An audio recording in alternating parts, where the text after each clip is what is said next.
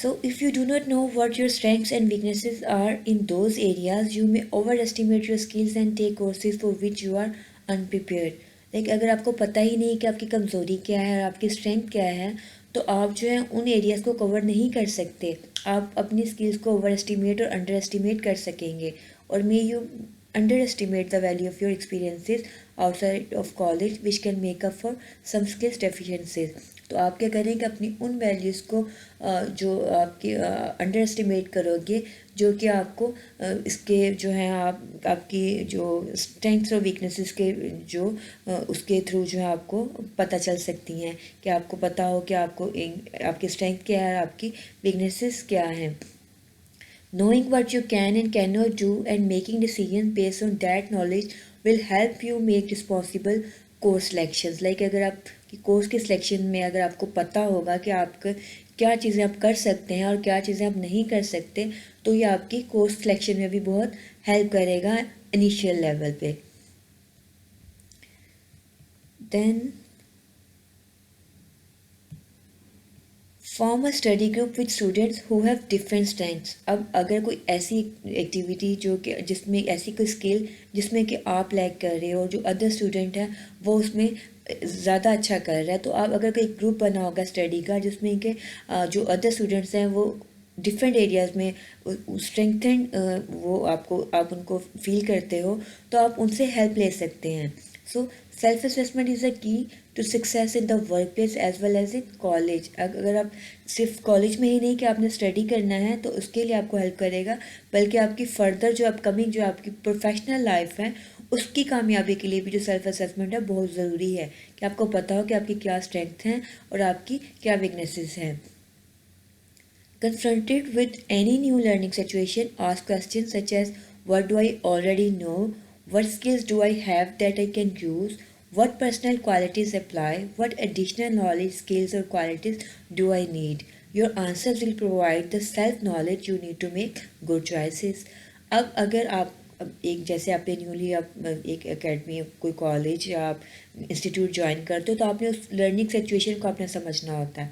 अपने आप से क्वेश्चन करना है कि आप ऑलरेडी आपको किन चीज़ों का नॉलेज है, आपकी कौन सी ऐसी स्किल्स हैं जिनको कि आप यूज़ कर सकते हैं, आपकी कौन सी जो आपकी पर्सनल क्वालिटीज़ हैं, आप राइटिंग में अच्छे हो, आप अंडरस्टैंडिंग में अच्छे हो, आप डिस्कशन में अच्छे हो, कौन सी जो आपकी जो स्किल्स हैं आप उनको यूटिलाइज़ कर सकते हैं अपनी एक पॉजिटिव लर्निंग के लिए, आपकी एक्टिव लर्निंग के लिए.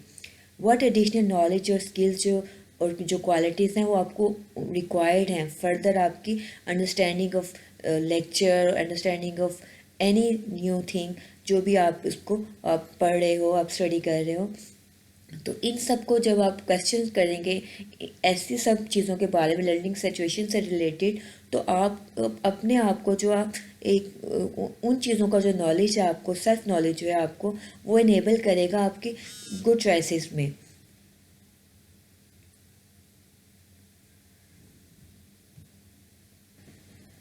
देन कम्स द सेकेंड की, that is discover and use your learning style. के अपने उस लर्निंग स्टाइल को जो है आपने डिस्कवर करना है और उसे किस तरह से इस्तेमाल करना है. Learning style is uniquely one's own, different from any one else. It is your preferred way of learning. One's learning style has many components. अब लर्निंग स्टाइल की बात करें तो हर एक अपना एक स्टाइल होगा जो कि दूसरे से बहुत डिफरेंट होगा, और हर कोई अपने उसी लर्निंग स्टाइल को जो है वो यूज़ करना जो है वो प्रेफर करेगा. अब किसी भी अगर हम लर्निंग स्टाइल की बात करते हैं तो उसमें डिफरेंट जो है वो कंपोनेंट्स होंगे जो कि उसका पार्ट होंगे. These are the following: 5 senses, then body's reaction, preferred learning environment and level of motivation. ये चारों जो कंपोनेंट्स हैं ये किसी भी लर्निंग स्टाइल के लिए ये सब चीज़ें जो है वो इंक्लूडेड होंगी.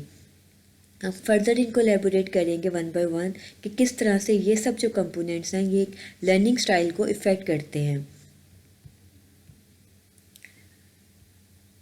सो firstly it is 5 senses. So visual learners prefer to learn by reading और वॉचिंग. अब जो इसमें डिफरेंट टाइप्स के जो आपकी जो सेंसेस हैं उनको एड्रेस करते हुए आपकी जो विजुअल, ऑडिटरी और जो टेक्टाइल और ये जो आपकी लर्निंग है इसमें लर्नर्स हैं, आप इन सब का जो है वो वेरी कर रहा होगा लर्निंग स्टाइल भी। So visual learners prefer to learn by reading और वॉचिंग। अब जो विजुअल लर्नर्स हैं वो उनकी क्या प्रेफरेंस होती है कि वो किस तरह से सीखते हैं चीज़ों को, रीडिंग करने से और देखने से। Then auditory learners like to learn by listening. अब जो ऑडिटरी लर्नर्स हैं उनकी प्रेफरेंस होगी कि वो सुनकर जो है वो उस चीज़ों को लर्न करेंगे।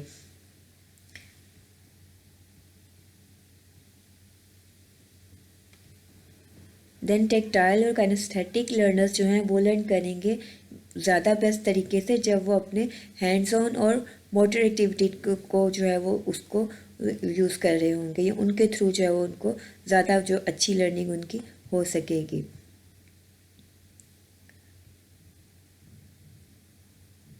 अब इसका अब एक एक्सपेरिमेंट हम कर सकते हैं। लाइक अगर आप एक एक्टिविटी आपको बता सकती हूँ मैं कि अगर आप इस एक्टिविटी के थ्रू आपको आपको एक एनालाइज आप कर सकते हैं कि आपका लर्निंग स्टाइल किस तरह से जो आपका ये उसको इफ़ेक्ट करता है।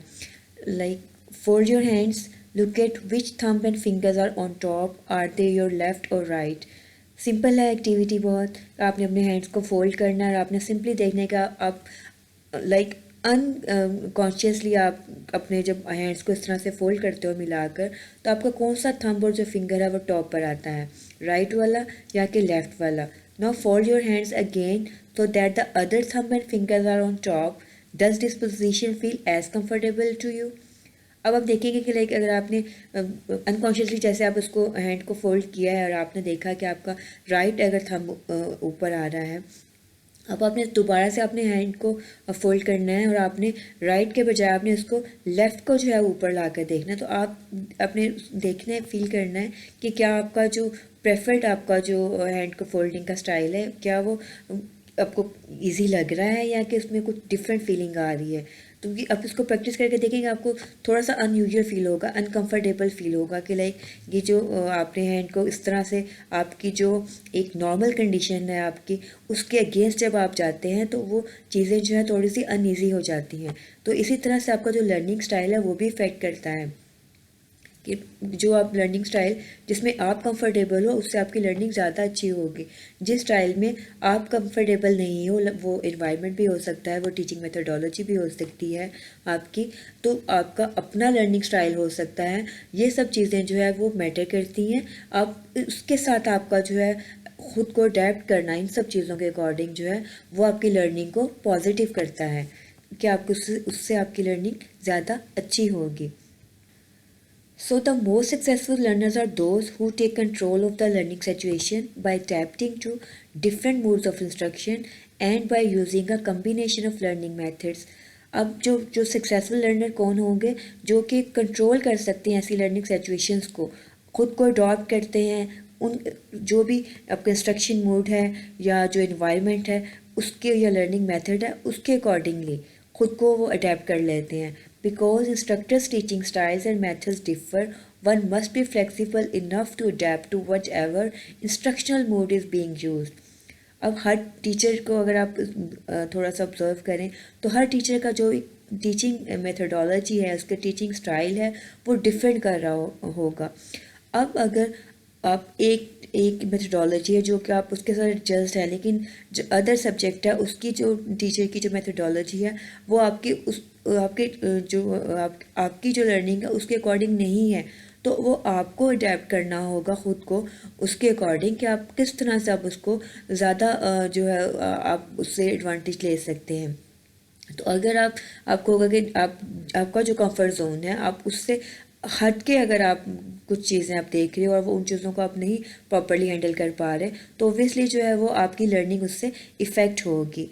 तो इसके लिए बेसिकली जो ज़रूरी है वो ये ज़रूरी है कि आपके अंदर वो एबिलिटी होनी चाहिए कि आप फ्लेक्सिबल हो, कि उन चीज़ों को आप अडेप्ट कर सको। आप जो भी वेरिंग जो भी स्टाइल्स हैं, मेथडोलॉजीज़ हैं या सिचुएशंस हैं, आप उनको जो है अपने आप को उसके अकॉर्डिंग जो है वो आप ढाल सको।